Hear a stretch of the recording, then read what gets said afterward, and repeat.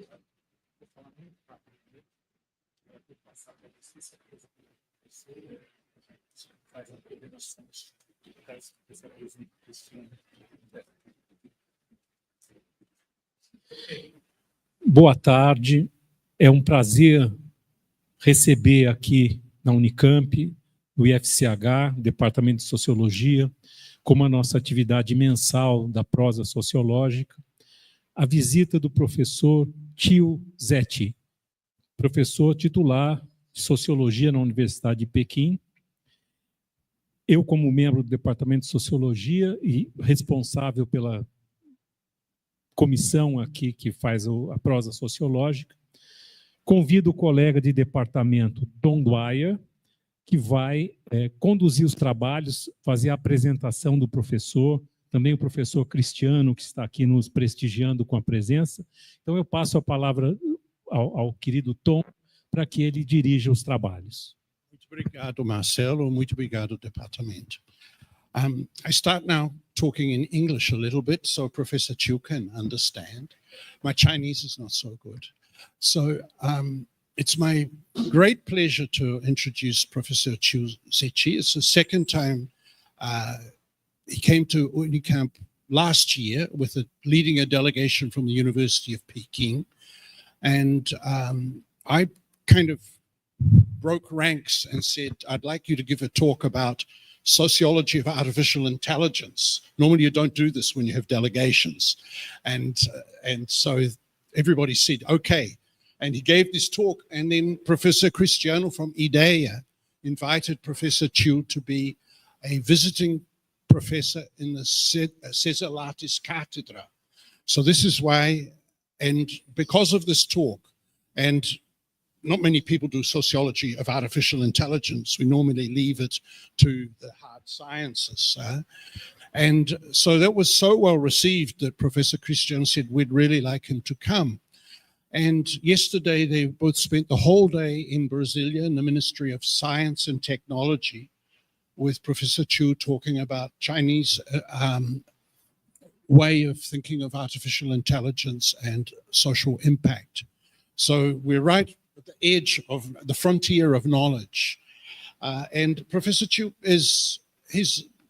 we've known each other for quite some time and we have my best friend in Beijing is a close friend of Professor Qiu's also, was Sheng Mingming.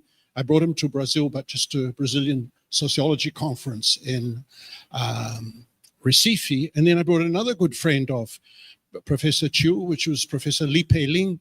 And he came to this institute, and we had, just before the pandemic, 2019, we had a 2-day seminar when we opened the CAS Unicamp Center. And Professor Qiu is very close to people who work with us with the CAS Unicamp Center for China Studies.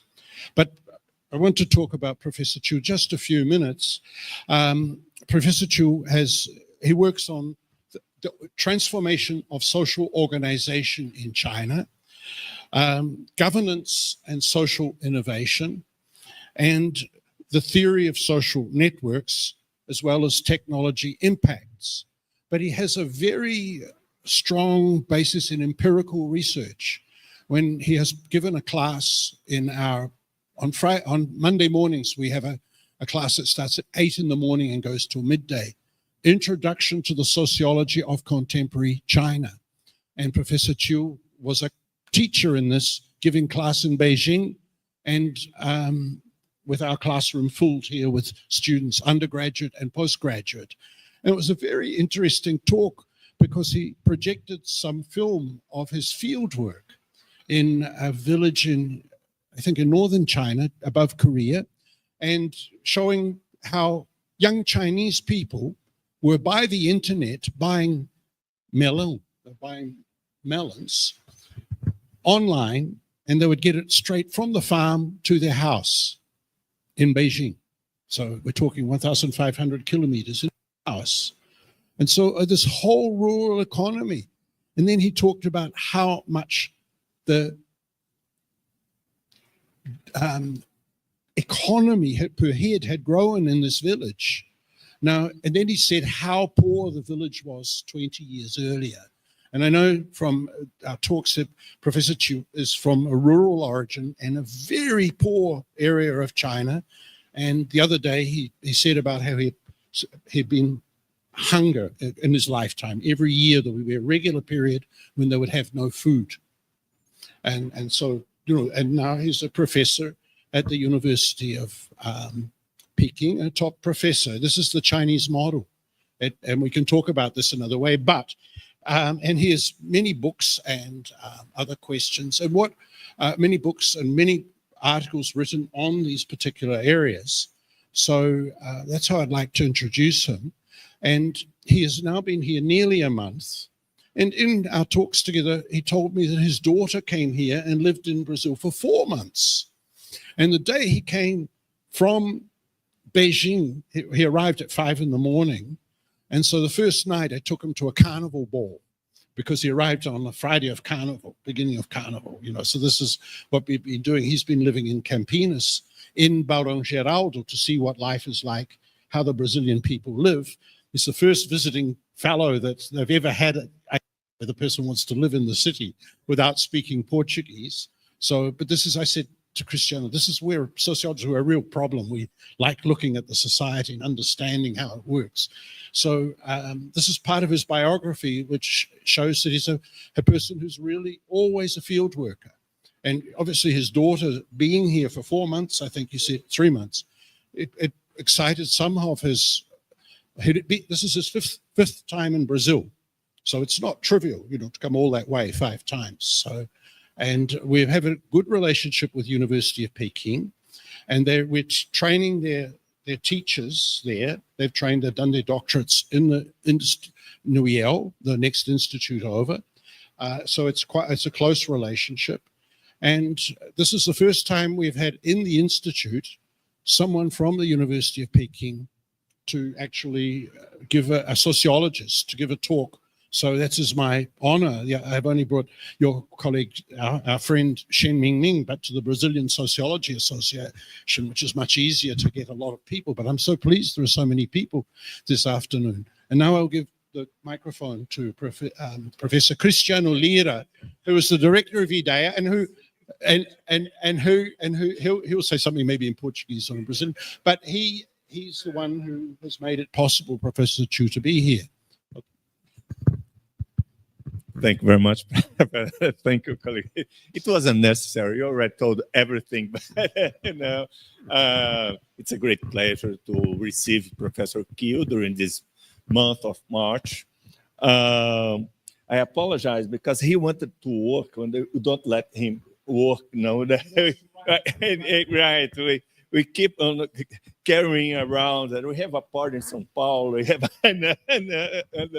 part in Barão Geraldo, but Professor Qiu is a dense intellectual now. He comes from his graduation, he's also an engineer.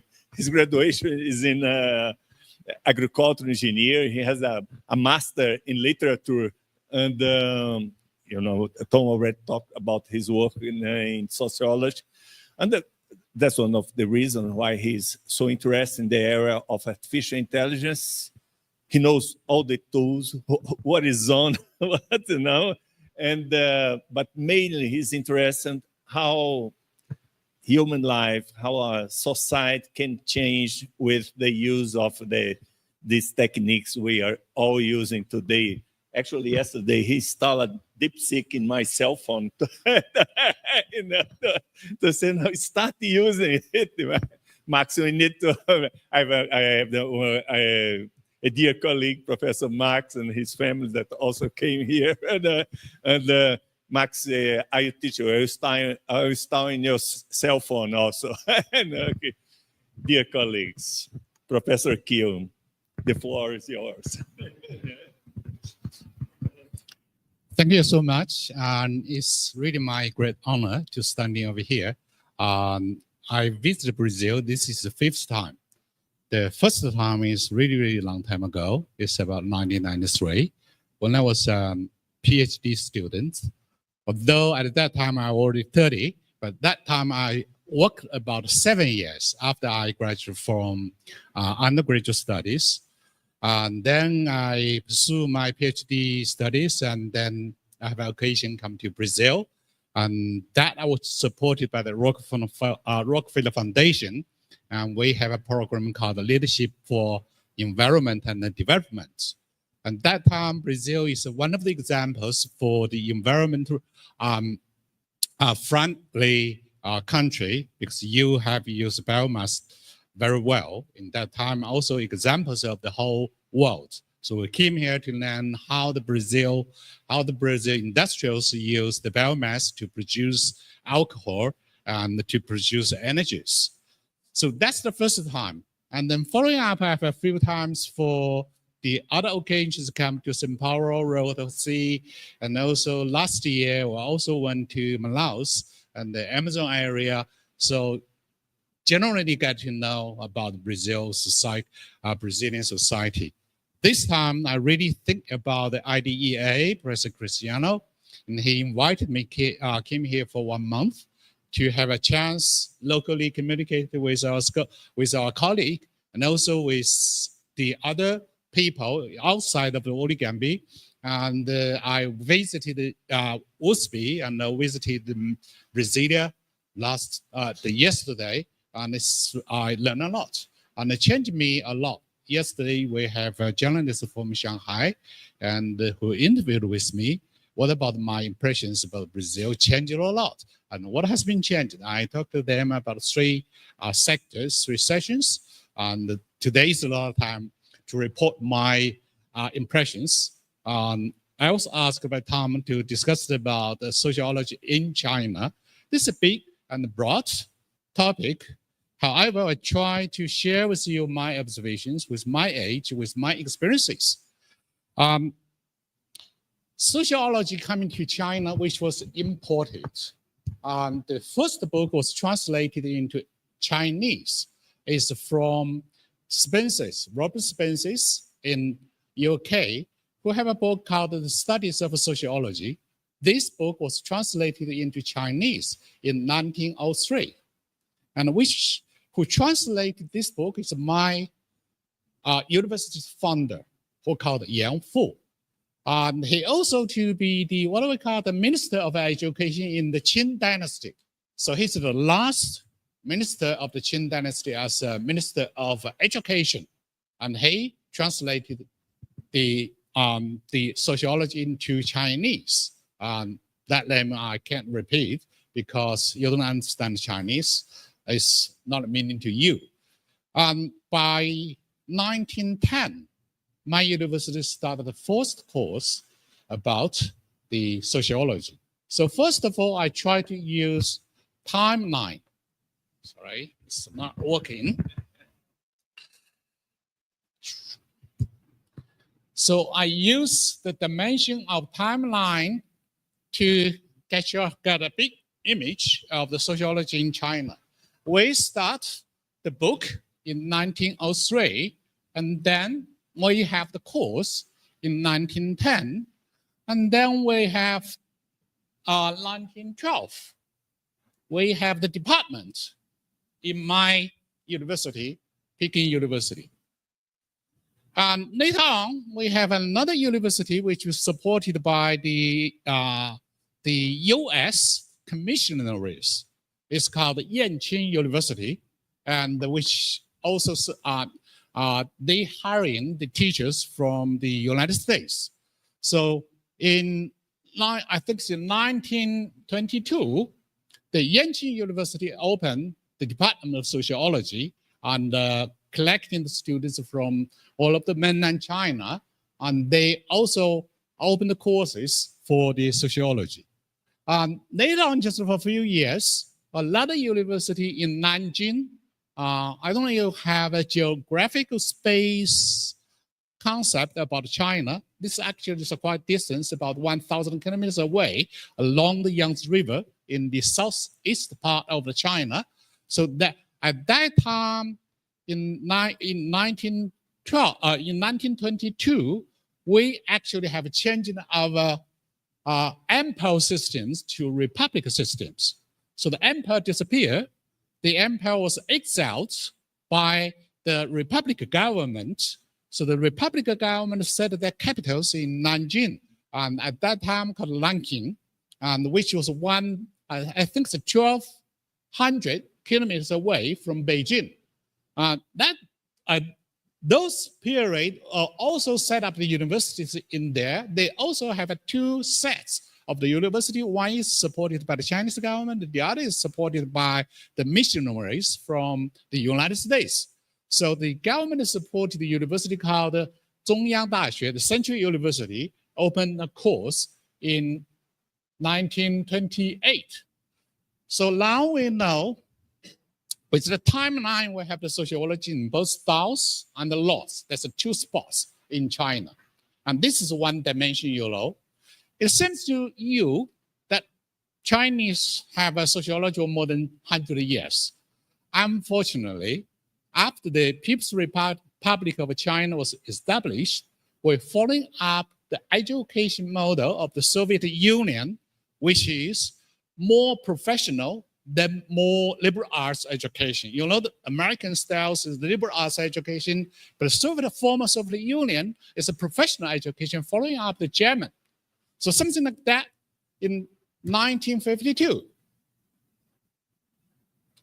And all of the sociologists has been canceled and been stopped.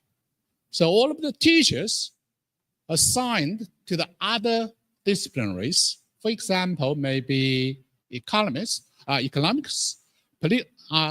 still with the political science was stopped as well. And then maybe history, maybe the other social education, the other social sciences. So here we say, if we take this one as the establishment of as an institution set up, and then we only got 40 years, then the sociology development in China was stopped.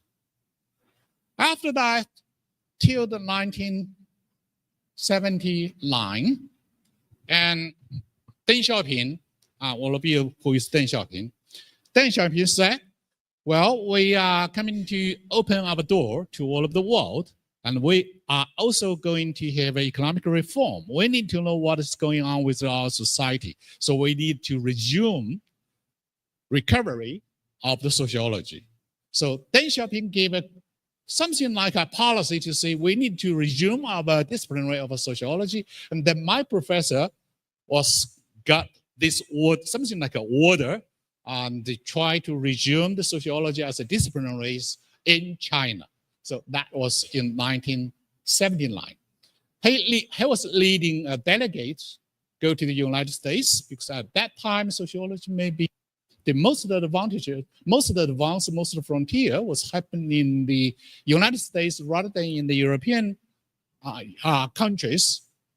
So my professor leading a delegate to go to the United States for 1 month, like me stay here for 1 month. And he actually visited about more than 16 institutions and the universities, try to find out what is the base if we resume the sociology in China. And then he raised up for 5 questions. The first, we needed to have a department, which means the institutions. The second, we needed to have a people, that means professors. And then we need to have students, that means we are going to teach. And then we need to have a textbook. If we don't have a textbook, we do not have materials to teach our students. And then we need to have our own research. They call these 5 things, it's like people have 5 organs in your chest. So that's a kind of a metaphor, but he actually tries to set up all the things and try to resume the discipline of sociology. Here we now start from 1979, they prepared for resuming. And then in 1982, you see, this is quite interesting. We got 2 here and the 2 here, not the 2 here. Quite coincident. And he opened the training program in Nankai University, which is quite neighbor to the Peking, to Beijing. That's in the Tianjin. It's about 100 kilometers away. Now it was the high-speed train is only half hour. and not so fast, but only need 30 minutes traveling. So they open a training program. You know that China, we get enrollment of the university for the young kids must take the national exam. That's entrance exam. We call it entrance exam. So he collects the fresh students from different universities. They change their major, maybe from philosophy, from political science, from education, from economicals to sociology, and then training this program. He called this is something like a teacher training teacher over here. That's fine. Okay. Thank you. So that's a training teacher. So this is why people call him, my professor is a godfather of the new sociology in China, because he actually initiated that programs. And with, well, the 2-year training and the following up with a master degree program, also in the Lankai University, and then training the peoples, and then send some people to the United States and to Japan, to European countries to have a what we call professional training for the teachers.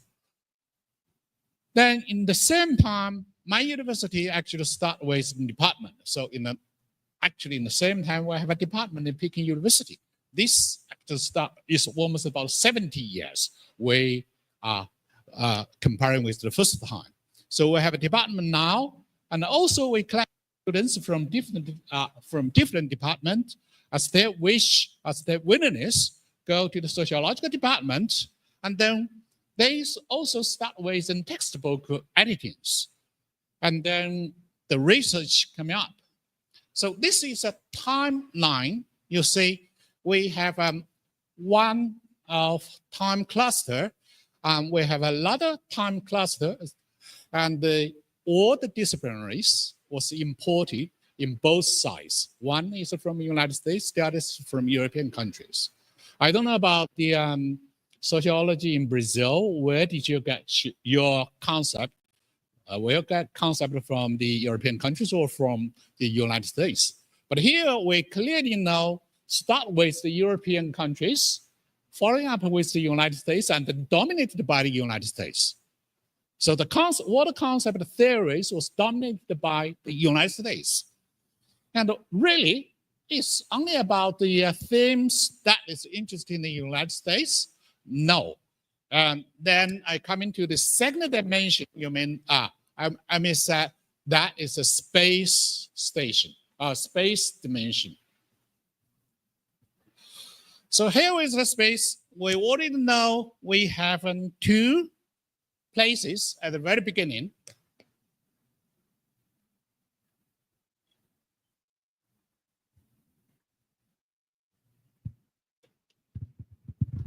First is Beijing. The other is called Nanjing. When we say Jin in China, with the Chinese like that, something like a capital city. So that actually is 2 capital cities. One is for 800 years old of capital city from dynasty to the People's Republic of China. The other is also for thousands of years. No, yes, I think so for thousands of years of a capital city in dynasties, also in the Republic, a lot of People's Republic, the Republic of China. So this is 2 capital cities. At the very beginning, initiated the sociology.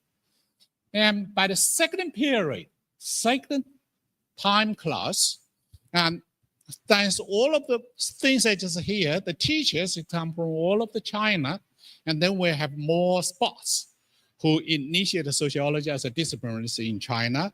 We have in Beijing, in Nanjing, certainly we have another in Tianjin.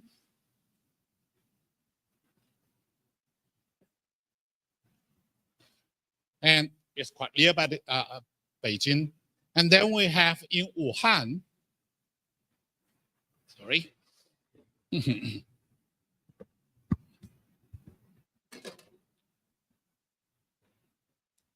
It's in the central of the China, we call, it's really in the middle of the China, central of the China. The other is in Guangzhou, that's Zhongshan.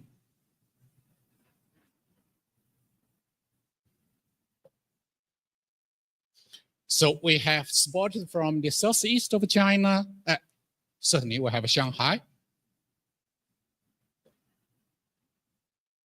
Sorry.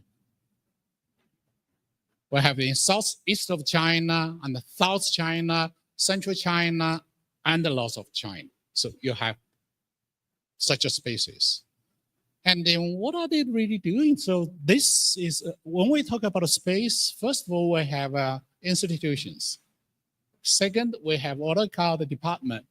You can call it department master, and then the department is only a framework, and the carry is people.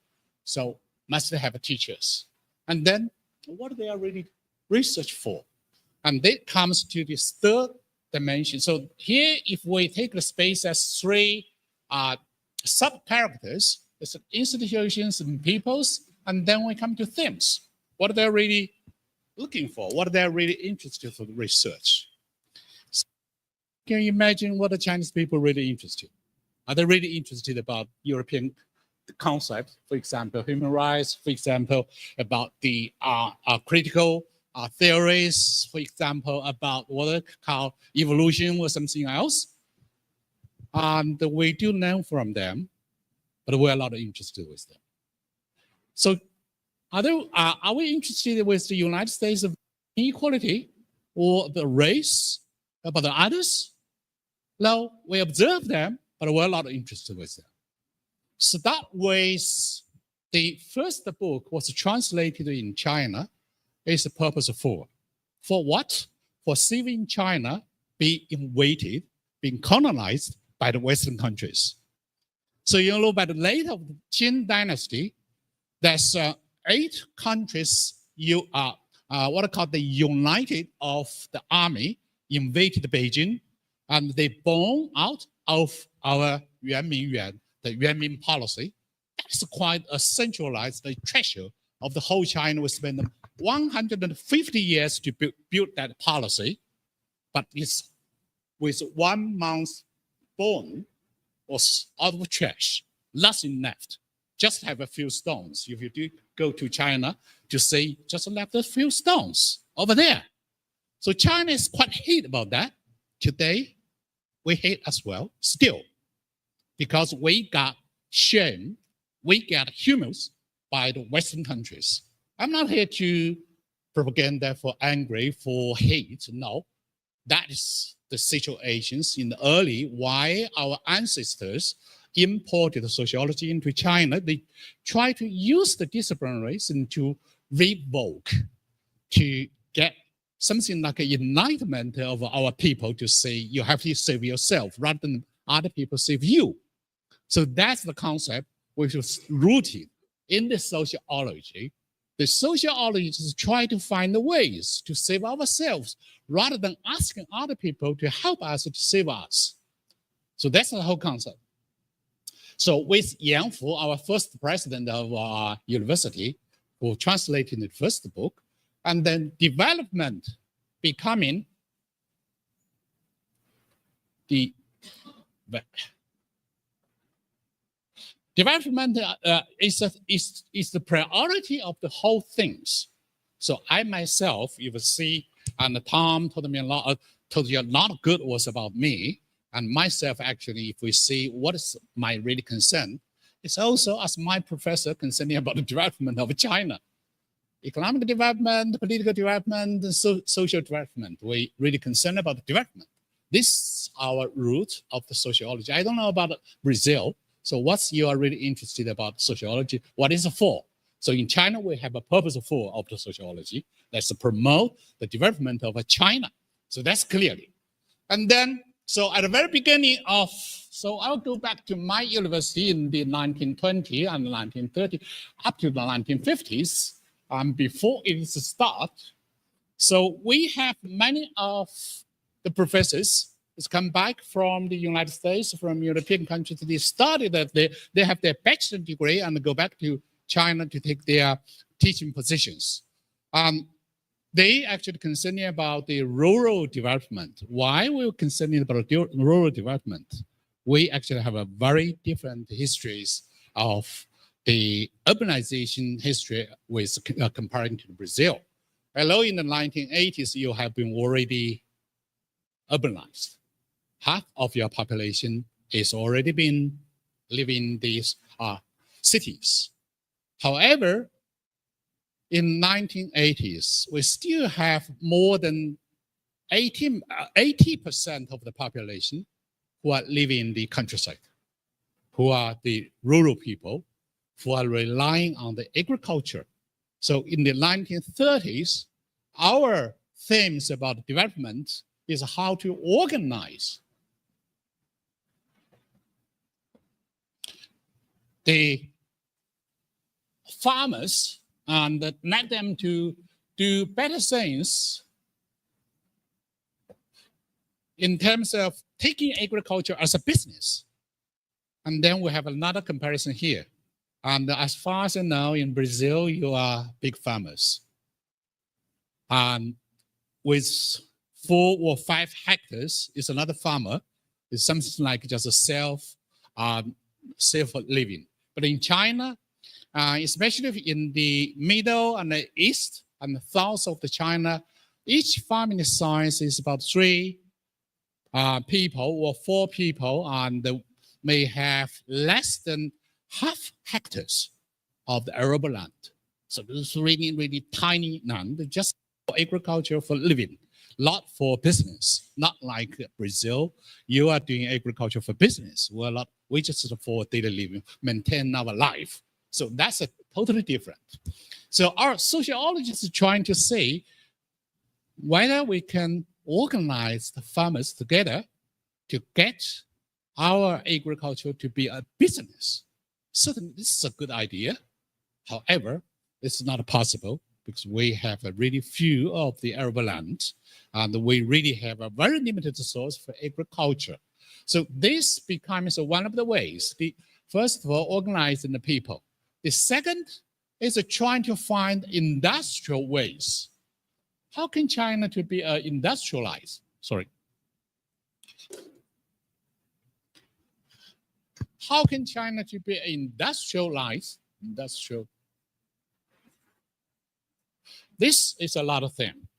And we try to find the modern half century, but we didn't find the way. And just after the 1970s, when Deng Xiaoping said we must open our door, we must jump into the world market, and then China come to industrialization. So here we have 2 things over here.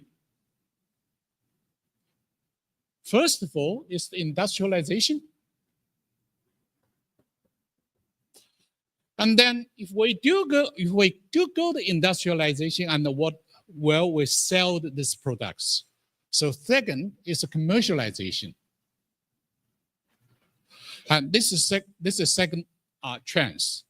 And we do have commercials, and then what are the consequences? And then we'll say the gaps between the urban and rural. The questions will come out, the problems come out, not just questions. So once people got commercialized, and the people who are still living in the countryside, comparing with the people just go to the cities and do have a business with the market, they will have a big gap, becoming larger and larger. So this becomes our problems. And then we have 2 things here. One is promoting the industrialization and the commercialization. The second is balance, try to balance the differentiations between the urban people and the rural people. So this what we call third. What do we call the inequality things in China? So when we talk about inequality things, not the United States racial inequality, not about the gender inequality or the other inequalities we call the rural and urban inequalities. The other things that in China, the natural resources are also allocated quite even. And in the eastern part, we have a very rich of the natural resources, but in the western part, we do not have such hot ground of the natural resources. It's dry and it's cold. It's not good for living. So we have what we call the regional differences. And all of this turning into a new thing in Chinese sociology, we call it transition. Why it is transition? You know that before the Deng Xiaoping, we are actually following up the former Soviet Union. We are using the planet economy.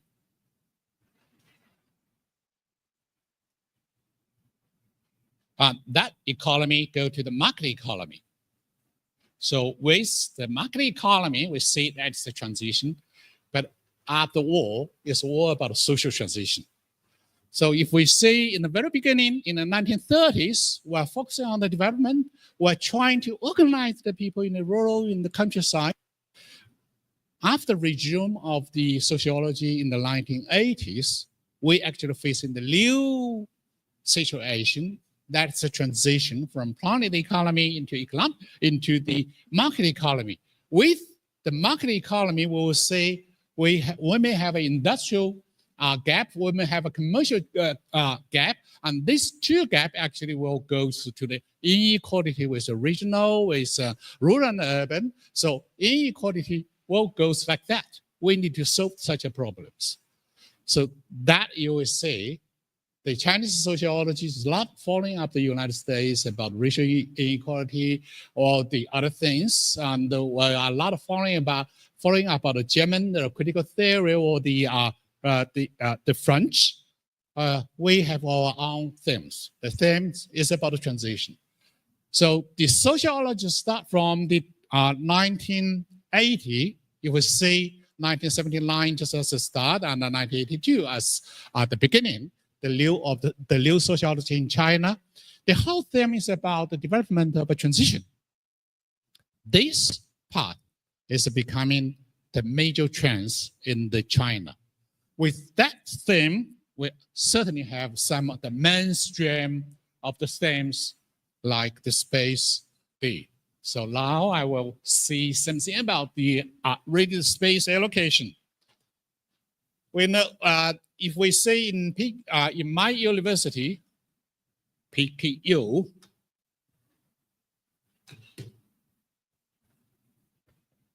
we are focusing on the two things really clearly. First of all, the development itself. So my professor lifetime is focusing on the development, and what he said is his lifetime wish is to promote people to be rich in both materials and the spirits. So he has 4 characters for trying to set up his wish about his sociology. And then the others is about the theory. My university is very strong in the sociological theory, not based on the European country, not based on the United States, but based on our studies, the empirical studies of development in China. So this will trace back to Chinese cultural heritage and to the frontiers. So now we have a younger professor who is devoting to the historical sociology on how the Chinese cultural heritage be still continued today and supported for the Chinese society to be integrated. So this is one trend. The other is mine. I myself see try to follow up the frontiers of the technology, which is used, which actually trigger for the gaps to the polarizations, and we try to find the factors, or try to find those the balance the forces which can narrow it down and try to balance of our society. So theoretically, we have two areas.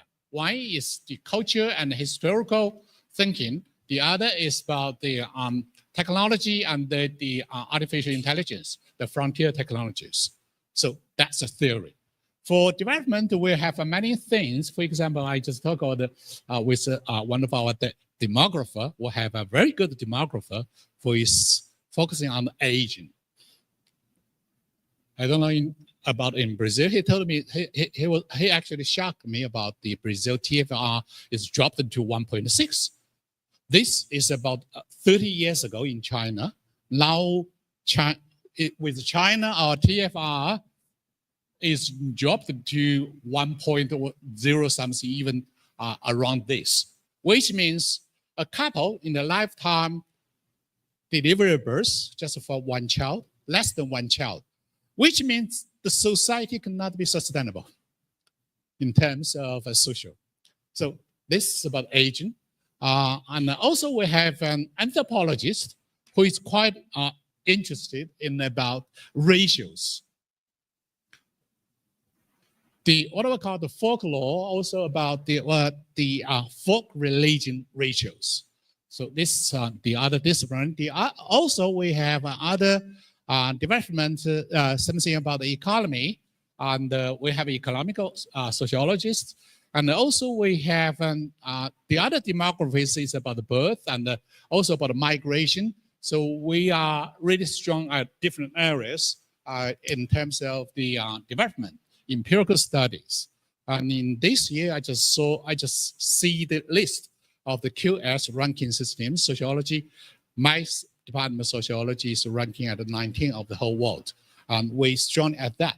Also myself, in terms of development, I initiate the survey program. Sorry, my writing is really bad. I call CFPS, the Chinese Family Panel Studies. It started in 2006. I built up this institute and built up this program. And the first cohort, the baseline survey was done by 2010. Now it's almost, I think, 7 waves or 7 waves. I can't remember because after I established it, it's passed away. I'm not trying to continue with that. So this survey is a nationwide survey. We spend a lot of money on that. So if you're trying to know the trajectory development of the Chinese society, you can use CFPS, Chinese Family Panel Studies. That data is available to the academy all over the world, not just for Chinese. That is what we call development studies and theory department. So this is my university, which is the #1 in the China. And the number 2 is the Renmin University, just I think it's about 3 or 4 kilometers away from my university. It's strongly at the humanities and the social sciences of that university. They have a very strong about the other empirical studies, for example, population, for example, about the methodology and the other, or for example, about the theories. So Renmin University, Renmin, I don't know, they use Renmin, yes.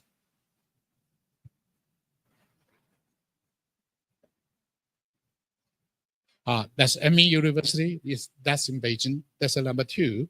And sometimes we have argument in the domestic area. And this is in 2 of the, I think, the best sociologists in China right now. And third is we goes to Shanghai.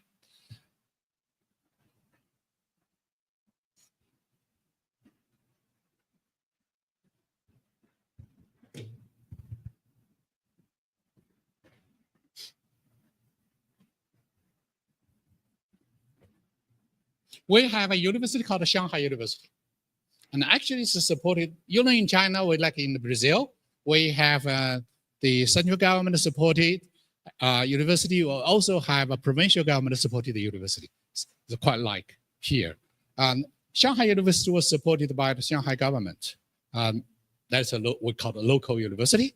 However, it's one of the best of the local university in China. They have a very broad of the disciplinaries, and their sociology is quite good. And they also have a journal called the Society. It's, I think it's really good journal in China, maybe ranking to number 3 or number 4 in China, and in terms of the sociology. And they are focusing the variety of these situations. I think Tom received a delegation from Shanghai University. Yes, they are now developing new areas about regional studies, about brick study, about Belt and Road studies. They are really good also at the development studies, but they do more field work than our university did. So this is another one in Shanghai. And if we count for the other one, it's the Nanjing University.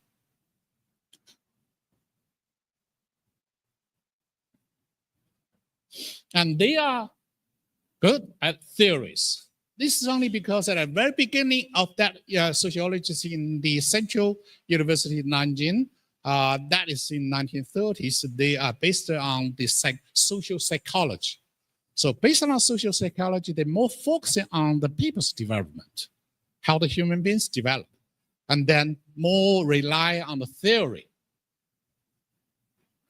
So this university is based on their tradition. So we say China will have most of the sociologists in the developed area. So then coming to the other things I may hear, if the region is more developed, they have a more good of the universities and sociology. In the western part of China, we do not have such a good university for good at the sociology. So that is time and the space. And in the space, we have institutions, we have peoples, we have research themes. So that's three things coming together. Tom, I may stop over here and invite questions. Any people who have any specific questions about sociology, about people, about the disciplinaries, about themes, I would love to answer the questions. Is that good? Thank you.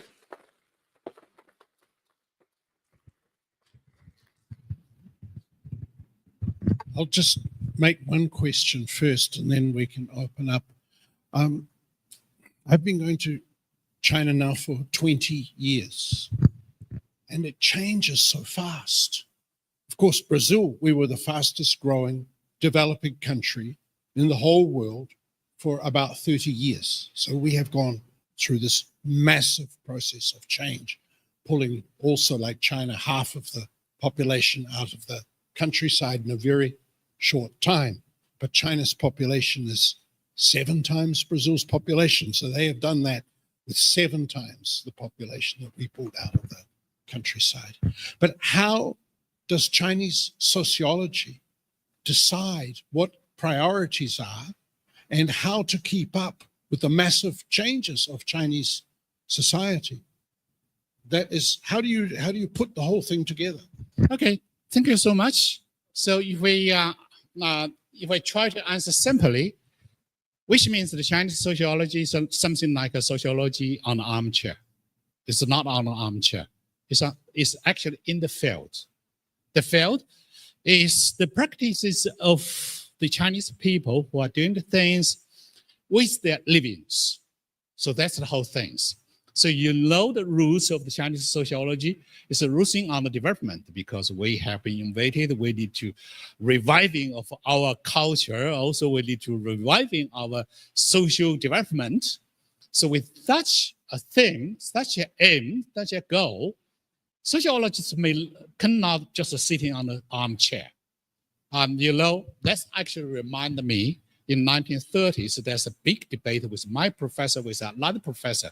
Both of the professors actually coming from with the new term is a middle class family.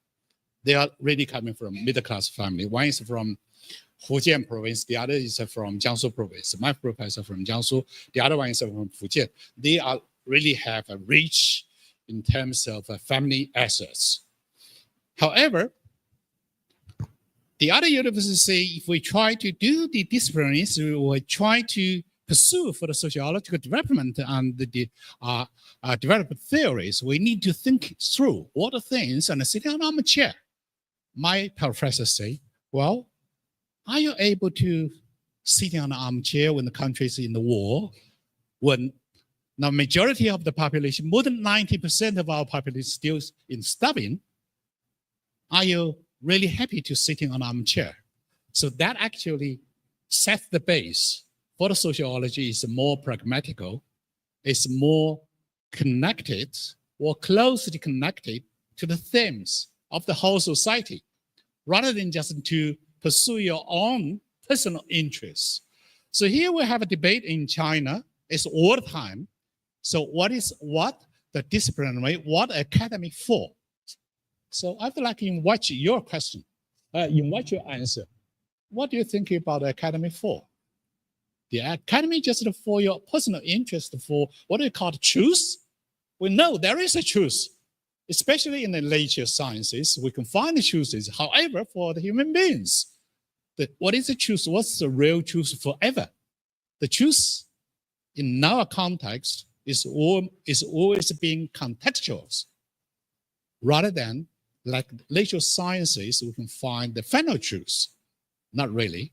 And even with Newton, and when he, at his old age, he's still thinking about what the science for. So in China, we're always concerned about what we're doing for. Still have a debate today, not the past. But the majority of our scholars is trying to following up the development of whole society, whole China. So when you see we have changed a lot in our rural, you went to Yunnan, so you know how the rural society is, and why people, when you live in the big cities with a very comfortable breakfast, when you're comfortable tea, why people just go to the field work, go to the soil like so hard? And we also ask questions in that way. So this is why majority of the sociologists who are really concerned about development, they're closely related. This is one with their personal interest. The second is the fundings. So funding, where do you get the money to do the research? So the funding system in China, the majority of the fund is come from the financial budgets, the national financial budget or provincial financial budget. So with that budget, that actually have a requirement. The requirement is you have to pursue with the major problems we now are facing. So you'll need to answer those questions. This is why you will see in the Chinese sociology, we have two schools. We have two groups. One group is focusing on publishing articles in English. Lots of the articles for same number of people are really interested in the disciplinaries. This is not to say those articles are not good. They are good, but not related closely to our living, not closely into the general people, the common people. And the more publications is in Chinese, like you in Portuguese, is closely to the people, closely to the social concerns. So when you talk about Sun Liping in China, in our universities, why I'm not so happy with you? This is only because he is concerned with our people, but it's not mainstream. He's more critical than constructions. So we prove we appreciate the people to propose constructive suggestions, plans, and also recommendations, also critical sayings. So this is the main trend. Sun Liping is one of professors in his cohort, and he's also quite influential in terms of, I think, the public affairs. However, he's more concerned about a certain people rather than the majority of the people. So this is the ways. This is why if I try to answer your questions in short, two things decided why the Chinese sociology is more concerned about the common life, the people's living. One is their living there.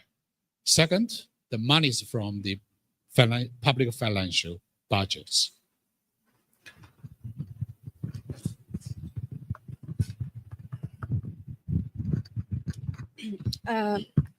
您好，老师，大家好。Sorry, but I'm learning Chinese, so I gotta use it as much as I can.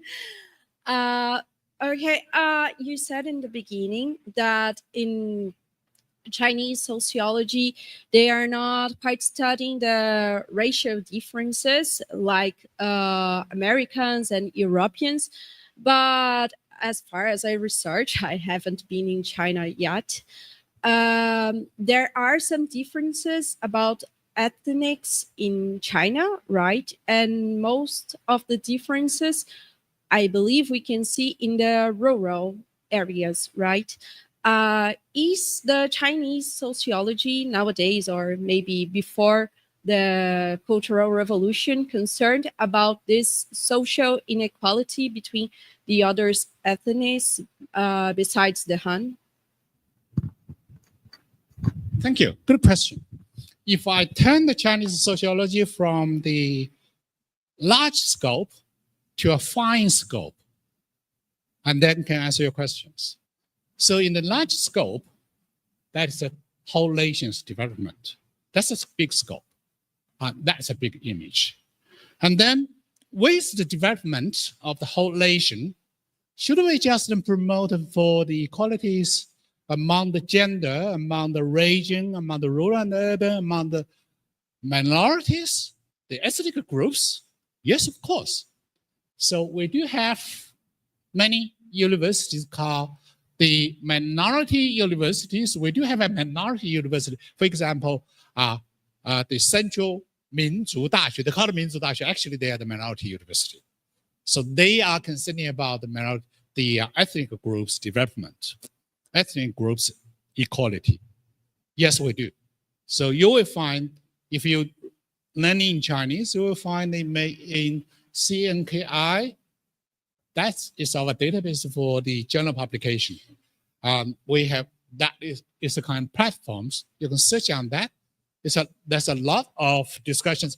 Actually, there's one paper was submitted into a journal with my students. We have co-author to discuss about the women in the minority area. They use in TikTok, and how do they use in TikTok to enhance their status in terms of economy, in terms of family status.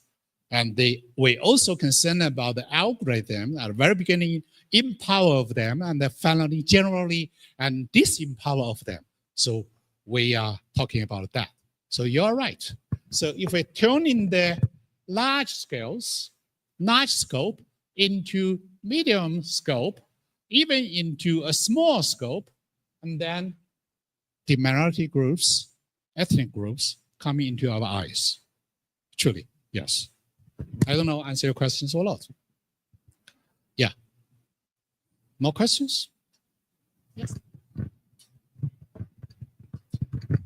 You already said about some difference, but coming here to Brazil and experimenting the life in Brazil for 1 month is a little time, but anyways, what do you think the difference in Brazil and China are, not only in sociology, but on the society? Like the problems we are trying to resolve, it's not the word I'm trying to go for, but you trying to look for some problems. What the difference is between China and Brazil?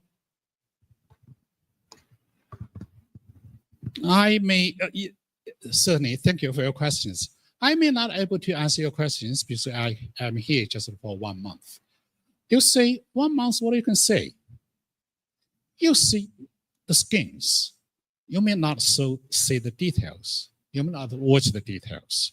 So here I would thank Professor Cristiano, and with his permit, I live in the town, not in the campus. I try to observe how the common people in their daily lives. But you see, I don't speak Portuguese. I cannot communicate with people. I have my language, my mouth, but I cannot use it. I only can use my 2 eyes. So that's the limitation for me to give a judgment, to give a comment on the Brazil society, on Brazilian society. However, with my knowledge about the two society, well, it's quite different. And in the March 11th lecture, I talked about a Chinese society which is systematically lasted, organized. I don't know, can you get the map or can you get the image or not? I try to elaborate it clearly, and if you can understand it clearly. And here we say, start with the households. So you do know the differences with household and family. You know the differences? Do you? Okay, the household is more economic concern. The family is more blood-tied concern. So in China, we fairly talking about the family.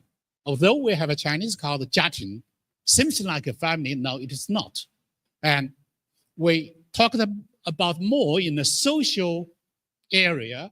It's more like a jiahu, which means the wholes. So that's a counting unit. In the very beginning of the Chinese society, we use that counting unit to organize our society with like this one. This is kind of, you can imagine. So this is one household. This is another household. Then totally we have 8 households gathering together. So this is a way of the agricultural society living styles. So if you go to China to see a village, the village is always condensed because people need to go to farm. And the farming, you know, is quite seasonal. When the people try to catch the season to get a better harvest, and they must work in together. So they live in together. So that is the way the Chinese people live in. So here we have 8 families over here. You see how these households can be organized. Our ancestors initiated the system we call the well-filled systems. So this is like a well, the digging the well, getting the water. So in China, it's quite common in the Lost part, especially in the Yellow River long areas. So this is the public space. 8 people maybe living quite independently and also living quite quietly and peacefully. However, one day, some of the families got ill. One member got ill, got sick, or even passed away. And if the passed away is the middle-aged husbands, the whole family will face a disaster. And then what we can do? And then we'll say we have a public space over here. This is a public field. All of the 8 families put their labors, put their resources to farm in this field, and then get harvest, get interest from that field in the public space. So this is the real public in China.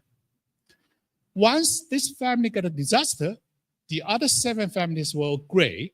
We use our public savings to help this family. So we have a mutual helping systems, mutual helping system, not a trading system. I try to clear. So not a trading systems. Trading is a lot of things. So if you trade things, we have back and forth. We must have you pay, I got to pay. But here, it's not expected that you pay back.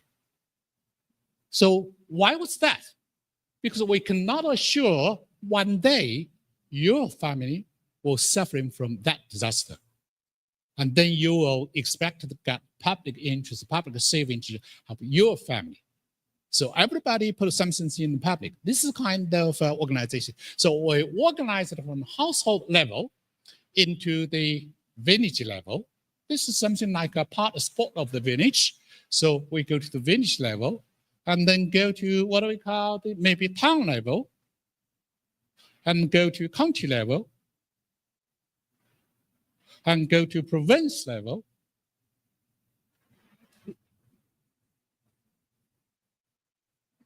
So this I call it listed. So each of the household can be counted by the provinces and by the central government. This is why I'm called it is listed, something like less.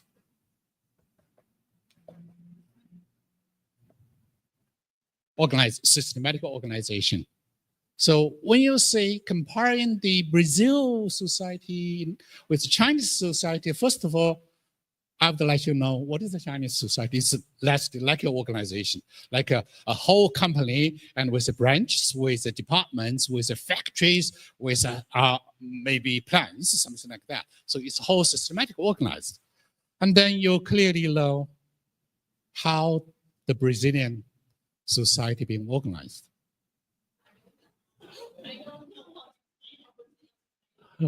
Yes, as far as my little understanding, we know that you are settling. For example, this one, I went to a small, I don't know if it's a city called a city or not. You let me know it's called neighborhoods or communities or districts, I don't know. I just go to, for example, Finland. That's 20 minutes away from here. And it's a nice city. It's really beautiful. So I asked the local people, once you have problems, how do you solve that problems? And they told me that we do it ourselves.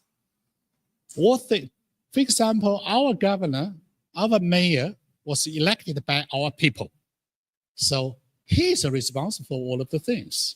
So I further asking, what's the connections with you as a city with the compilers?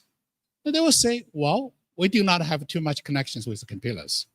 So this is not happening in China. It's always been connected to each other, always connected hierarchically.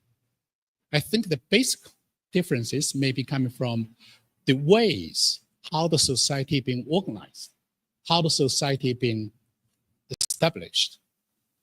This is the only things I just got, but not fully. So I really got a very limited knowledge about the Brazilian society. Sorry about that. Yes.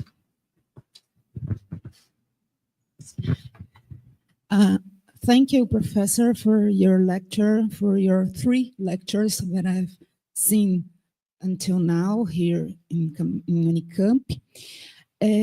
Last year, we had some classes with CAS teachers about in the course of Professor Tom, and we had 3 classes about gender inequalities, gender studies, feminist questions, and I got quite impressed with the sophistication of the use of the theory, the way creative it was, and I wish, if it is possible, you talk about the question, feminist question, how Chinese sociology thematizes gender inequalities and feminists. It's actually not out of my expectations. I know that gender question is quite important here. So in China, we do have our gender questions. I give you an example of the family labor division. So coming with the urbanization, the gender inequality becoming better and better. So which means in the traditional role of the China, we're following the old ways. The gender labor division in the family is quite old-fashioned. So husband just for earning money to get the support, financial support for the whole family, raising the kids, and the wife just sitting at home or just doing the farming for supporting the daily livings. So husband is what do we call the director of the family, of the households, not the wives. So that's is kind of thing. The other things in the social level, we know that we're still facing such a problem. For example, our highest decision team do not have women. Do not have any women right now. So we have 7 standing committee members. All of them are men. We do have such things in China. However, in terms of the social level, I think gender things is becoming with the culture be evoluted. So you know the traditional Chinese culture is for male domestic, dominant. And now it's coming to more and more equal, especially for younger generations. Even the family, they have their own banking account. and they are not exchanging or they're not putting their money together. They have their own content, they have their own things. They just communicate with quite equal ways. So this is coming with I think it's a generation by generation, cohort by cohort. But not like in Brazil, you are really advocate for women's rights so loudly. We do not have such loud voices. Of course, our sociologists are focusing on that. We do have a women's studies. In my department, we have a women's study professors who are focusing on women's studies. That's true. But we're equal treated. So if you are really interested, I can recommend my colleague who are women's studies specialists. Okay? Okay. All the women have been asking questions. Yes.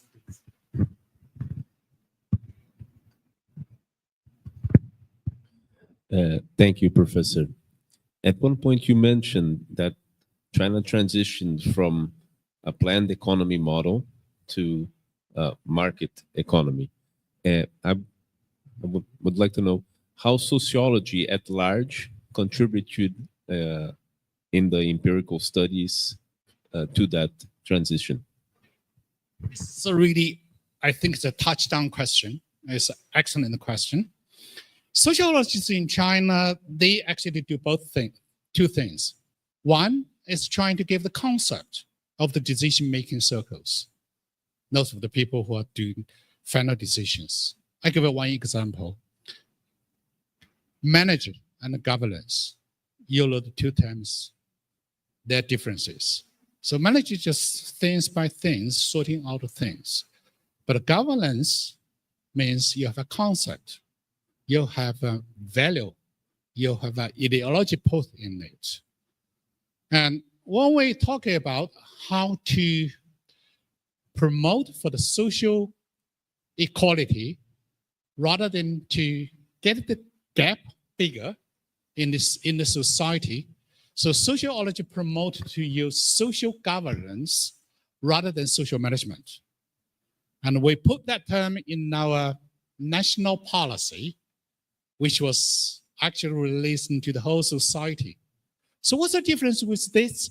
The meaning for the sociologist's contribution, which means people is not by ruling. It's not by like your employees to manager. You must concern about their rights with the governance, which means the people do have the rights to involve the whole society. So governance, which is not meant by one party ruling, but rather than they are impaired to the multiple parties involvement of the whole society. So this is one of the things I know. So the contribution of the sociologists contribute to the public policies. The second is to promote them for the concept of the common people. For example, what the rights is. And what rights do you have? So we have many of the articles which build up the theories to see why your rights or what kind of rights is important. I give one big example. With the equal education rights. You know that in China we have a rural, we have an urban, and in the urban area, they actually holding reach of the education resources compared to the rural area. And then if I was born in the rural area, what can I do? Should I get should I get an equal resources of education comparing to the urban area? Of course. And then how can we do that? So the sociologists just go to the field and find out what's the problem with the rural education. I give an example. With the urbanization, our village becoming smaller and smaller, and the distances between the village becoming larger and larger. At the very beginning of the morning, in the early morning, a 6-year-old of the kid needed to walk by foot 10 kilometers away, go to the school. Do you think it's possible? It's really hard, isn't it? So the sociologists put the facts out to say we need to change our education policy. How can we change? And then coming to what we call the public administrations, we raise the questions or give the theory to say equality of the education is important for the whole country rather than just for a small group of the people. And then the public administration experts just say, well, we may build up education sports. So Christiana already know, I have a slides to show how these two kind of experts to promote for a policy and also to promote for the practice to building up a small sports in one home to let the different ages from grade 1 to grade 2, grade 3, grade 4 coming together in their home. We send a teacher down to the village to educate them. This is one of the ways. And also in the same time, we're also connecting to the high-speed internet into the classroom to have the courses in the urban and connect to the local sports.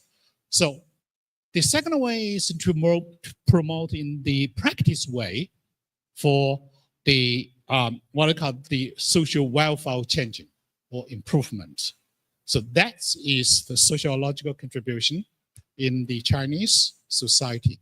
I don't know whether I answer your questions fully or not, but I try to give the examples to let you know what is going on. Okay.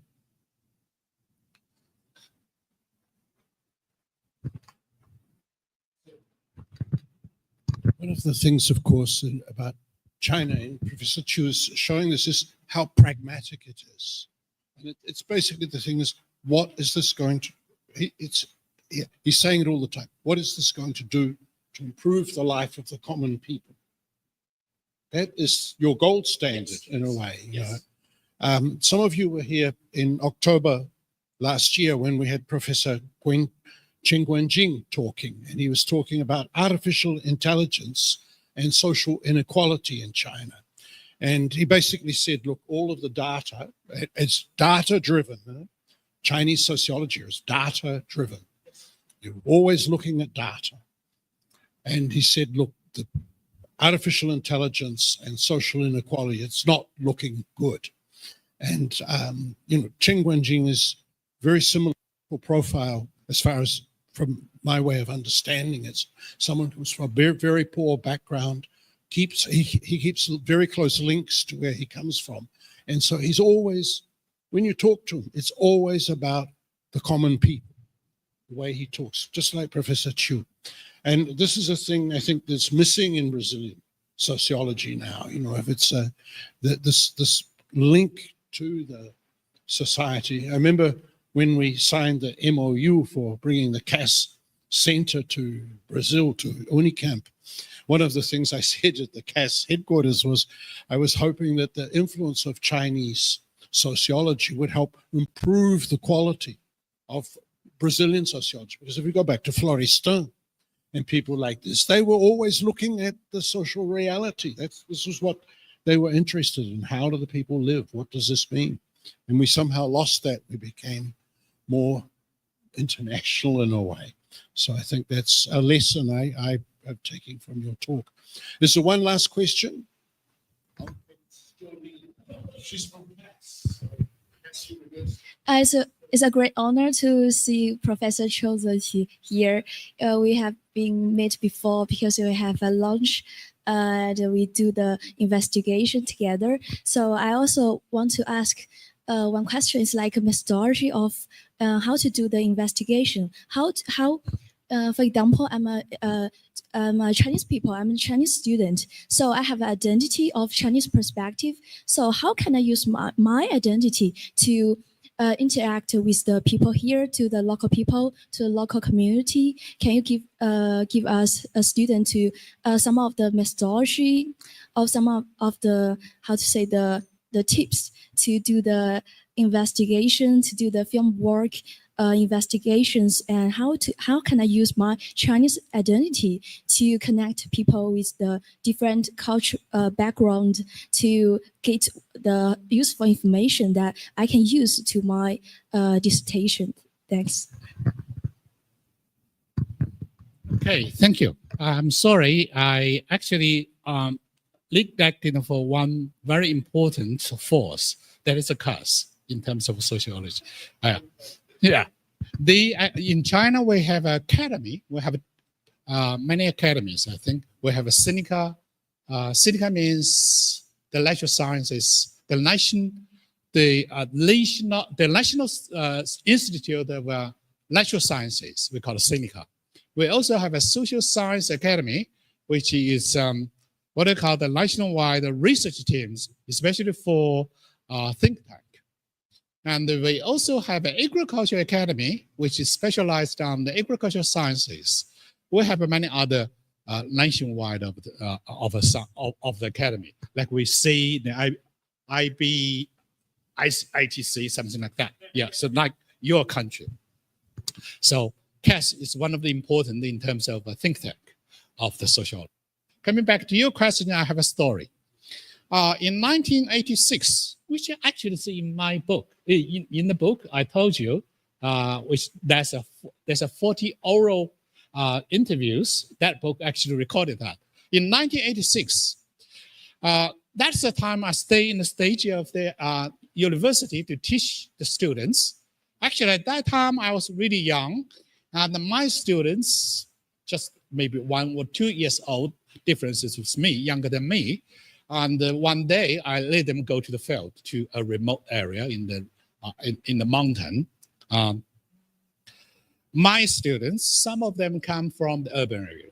Once we go to down to the rural area, so you will see the rural area, especially for those poor area, it's really poverty place. And they are really lack of the many of the living things. For example, maybe their hair is covered with dust, and they do not have a clean of the glass for your drinking water, and they are really busy for their agriculture business, their farmings. And when we visited there, they feel honored because the students at the university come to my house. It's really big things. So they are really warm, welcome, and also very polite to invite all of the students to come to have a seat. And then we have a question here. Because of the chair covered with dust, and then you have two choices. Do you want to take away of the dust and then sit down, or just sit down without doing anything? What will you do? So there's a choice. I told my students, your trunks is easy for washing. You just sit down. So what's that? It's a culture. If you just wave away of the dust and then sit down, the host will say, well, you are not my guest. You just come to my home, to my house, to ask me questions. You are not part of my life. So if you see just with the dust, and they say, well, you know our customs, you know our tacit knowledge, and then I'll treat you equally. I will say whatever I can see, I'll trust you. So this is a kind of a social trust, building with the social norms. If we follow up the local norms, and then you will get back of the social trust from your host. So when you see you are foreigners, to interview with the Brazilians, and then you put yourself outside of their life, why do they tell you whatever you ask? Why do they tell you what they are really thinking? They treat you as a guest. They treat you as a client. So do you got the real data? Do you got the real answers? Certainly not. So if you ask me how to make the people trust you and talk you as they want, as you expected, you need to trust, you need to treat the people equally with their thinking that you're thinking. I think this might be the way to get in. So in the anthropology, I don't know who is the anthropologist. So in the anthropology training, we have a rule. The rule is that if you try to get the whole image of a community or a certain group of people, you have to live with them at least for 6 months or 1 year. Because after 1 year, they will treat you as one of the members. So that's a kind of a rules. I don't know whether you'll help or not, but this is the things we have done. Okay? Thank you so much. Thank you very much, Professor Qiu. It's a great honor to hear you talk about something you do every day. And his professor, by the way, I didn't mention this, was Fei Xiaotong. Fei Xiaotong is the father of Chinese sociology, but he was a student of Malinowski, the famous anthropologist, and it's very interesting. My professor, it's a very personal link, and that I've been with Professor Qiu and his students, and it's the same kind of a link. My professor. It's very personal. It's like a part of the family in a way. So thank you very much for this.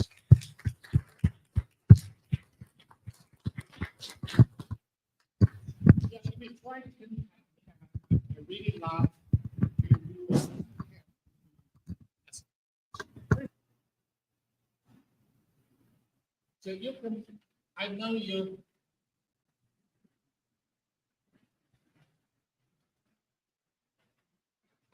That's a one. Yes, that's the one. Sorry. That's okay. That's one. Yeah. That's That's seven. 8, 6, 1, Yeah. 6, 3, 4, 6, 5. So you can, 4, 4. yeah, you can add me, and if you have a things about China, just let me. Okay. Got it?